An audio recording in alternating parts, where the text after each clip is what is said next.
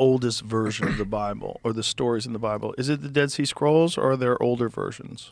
The Dead Sea Scrolls are the oldest of the Old Testament.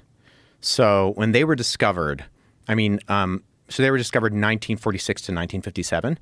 And at that point, during their discovery, they pushed back a lot of our previous oldest manuscripts 1,000 years, which was a big deal.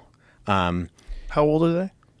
They're anywhere between the 3rd century BC and the 1st century BC. So it's kind of tricky because the Dead Sea Scrolls they're like a library that we refer to. So it's approximately 970 documents, but it's distributed out between 10,000 and 11,000 fragments.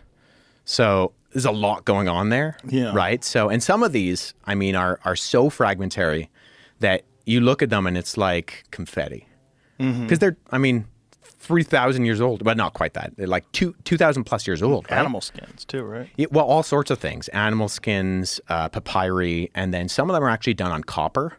Really? They're like inscribed in copper. Oh, wow. Yeah, one of the coolest ones. Actually, this relates because I know you're a Marco Allegro guy. The first time I was introduced to Marco Allegro was not his Sacred Mushroom and the Cross stuff, but he published a book on what's called the Copper Scroll, because part of the Dead Sea Scroll fragments is this inscribed document on copper, which is an ancient treasure map.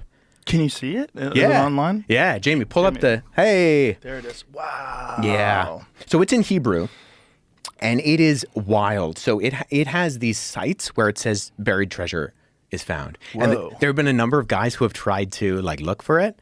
And so... Does it say what the treasure is? You know what? Off the top of my head, I don't know. But... Look how crazy that language is. I know, right? And so... But the Dead Sea Scrolls, so it's like stuff like this. It's papyri, it's animal skins, and it's a number of different languages. So the vast majority of it is in Hebrew, but there's also a lot in Aramaic and then Greek and in Nabatean.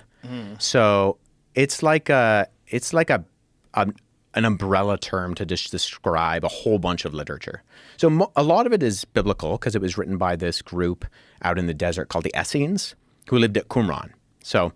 But then other stuff of it is just, it's just Jewish literature of various stripes that